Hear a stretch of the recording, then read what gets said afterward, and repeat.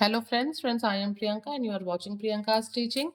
Friends, today I am going to explain you lesson number 11 given in the book of class 2, James English Reader Silver Jubilee Edition. Friends, the title of the chapter is Raja and the Robot. It means कि इस chapter में हम robot के बारे में पढ़ने वाले हैं, okay? Before starting the chapter, we will go through the get set. So please be with me and let's start. Look at the model of a robot made from modeling K.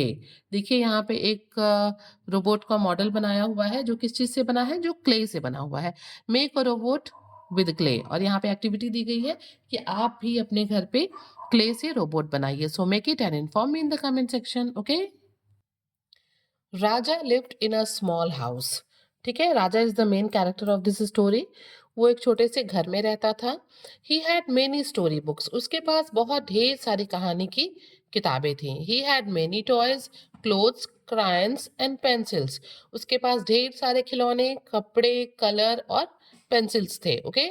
After completing school work Raja read story books. Means क्या करता था वो school के work को complete करने के बाद वो कहानी की किताबें पढ़ता था. He drew pictures and coloured them. उसके बाद वो क्या करता है, स्टोरी बुक्स को पढ़ने के बाद वो कुछ पिक्चर्स को ड्रॉ करता था और फिर उनको कलर करता था. He played with his toys. वो खिलौनों से खेलता था. However he left the things he used all over the room. लेकिन फिर भी क्या था कि वो खेलने के बाद ना सारी चीजों को ऐसे ही फर्श पे बिखरा हुआ छोड़ देता था. His room was always untidy. और चीजों को ऐसे ही बिखरा हुआ छोड़ देने की वजह से जो उसका कमरा था वो हमेशा ही जो है क्लमजी, गंदा रहता था, अनटाइडी रहता था, साफ नहीं रहता था. Raja did not help at home. वो घर पे किसी भी काम में कोई भी हेल्प नहीं करता था. One day his parents got a robot. एक दिन क्या किए, उसके पेरेंट्स जो है घर पे रोबोट लेके आए. Okay. The robot could cook, clean and iron clothes. ये जो रोबोट था वो खाना बना सकता था, कपड़े धो सकता था और कपड़ों को आयरन भी कर सकता था, मीन्स इस्त्री कर सकता था. It also picked up clothes from rajas bedroom floor. और ये क्या करता, ये राजा के बेडरूम के फ्लोर से जो है कपड़ों को भी उठाता था. ठीक है ना, और उसको प्रॉपर प्लेसेस पे रखता था. The day Raja went to sleep. As always, without putting away toys and books, his clothes were lying on the floor. His pencils and crayons were scattered on the bed. क्या हुआ, हमेशा की तरह जो है उस दिन भी राजा क्या करने चला गया, सोने चला गया. और उसने कोई भी चीजें, बुक्स को, टॉयज को उठाया नहीं, उसको प्रॉपर प्लेसेस पे नहीं रखा. क्यों नहीं रखा, क्योंकि ये उसकी आदत थी. He was use to do this things. वो जो है ऐसे ही चीजों को बिखरा छोड़ के सो जाता था. His clothes were lying on the floor. उसके जो कपड़े थे हमेशा की तरह वैसे ही फर्श पे पड़े हुए थे. His pencils and crayons were scattered on the bed. और उसके जो पेंसिल्स थे, जो कलर्स थे, वो ऐसे ही बेड पे बिखरे पड़े हुए थे.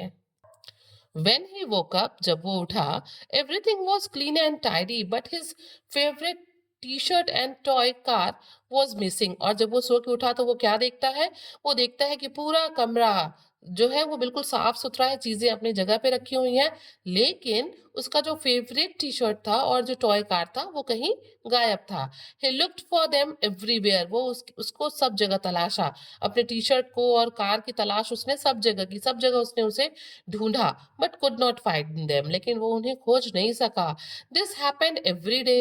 अब ये घटना उसके साथ रोज होती, कुछ ना कुछ चीजें अक्सर खोई रहती. Sometimes his crayons would be missing, sometimes his shoes and sometimes his book.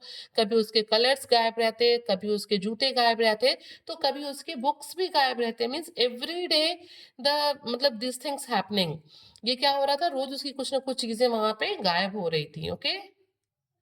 One day Raja saw the robot picking up his toys.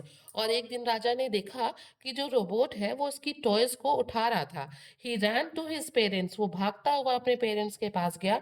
And told them. और उसने अपने पेरेंट्स से कहा, व्हाट द रोबोट डिड. ये robot मतलब कि robot ने क्या किया, ये क्या कर रहा है. He asked them to send the robot back. और उन्होंने फिर पेरेंट्स ने कहा कि ठीक है, जाओ रोबोट को वापस बुला के लाओ. His parents said they were happy with the robot as he was good at cooking, cleaning and ironing. ठीक है. he asked them to send the robot back. मतलब सॉरी, राजा ने कहा कि रोबोट को वापस कर दीजिए, आप जहां से ले आए हैं उसे वापस वहीं छोड़ के लाइए. his parents said और तब ये बात सुन के कि राजा कह रहा है कि रोबोट को वापस छोड़ के आइए, पेरेंट्स ने कहा कि they were happy with the robot, कि वो है पेरेंट्स, वो रोबोट से बहुत खुश है, as he was good at cooking, cleaning and ironing. क्यों? क्योंकि वो खाना बनाने में, सफाई करने में और कपड़ों की इस्त्री करने में बहुत अच्छे से वो इन काम को कर रहा है। The robot heard rajas complain, और तभी रोबोट ने राजा की कंप्लेन को सुना कि राजा उसकी शिकायत कर रहा है, और वो शिकायत में क्या क्या कह रहा है। He brought all of rajas toys, books and clothes. फिर क्या हुआ?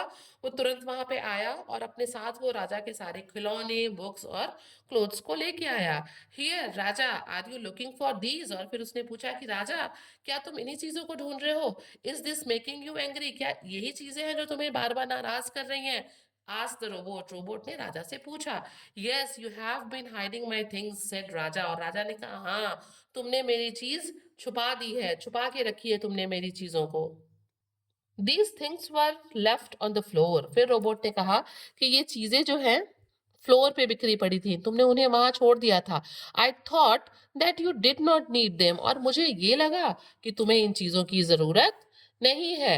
If you had put them back in their place, I would not have taken them।